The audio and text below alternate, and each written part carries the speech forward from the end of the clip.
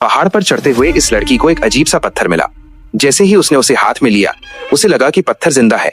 वो अपना आकार बदल सकता था और उसका तापमान इंसानी शरीर जैसा था। लड़की को लगा कि यह बहुत कीमती हो सकता है, इसलिए उसने उसकी फोटो खींची और एक साइंटिस्ट को भेज दी। तभी उसके पिता का फोन आया। उन्होंने बताया कि उसकी छोटी बहन का कैंसर आखिरी स्टेज पर पहुंच चुका है और उनके पास इलाज के लिए पैसे नहीं है। ये सुनकर लड़की घबरा गई और उनसे रुकने की विनती करने लगी। उसने कहा कि अगर ये पत्थर बिक गया तो बहन का इलाज करवाने के लिए पैसे मिल जाएंगे। इसी उम्मीद में वो एयरपोर्ट की ओर भागी, लेकिन रास्ता इतना आसान नहीं था। उड़ान के दौरान जब विमान बर्फ से ढके पहाड़ों के पास से गुजर रहा था, तभी बहुत सारे पक्षी अचानक सामने आ गए। पायलट नियंत्रण खो बैठा और विमान पहाड़ों में क्रैश होकर गिर गया। जब लड़की की आंख खुली तो उसे बस हल्की चोटें थीं, लेकिन पायलट बुरी तरह घायल पड़ा था।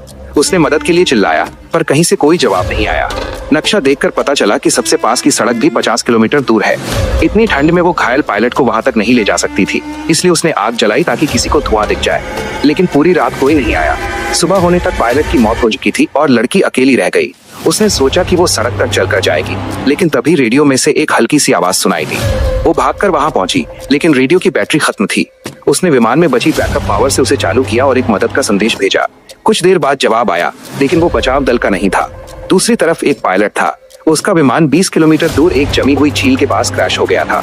उसका पैर सीट के नीचे फंसा था और वो हिल नहीं सकता था। पायलट ने उससे मदद मांगी,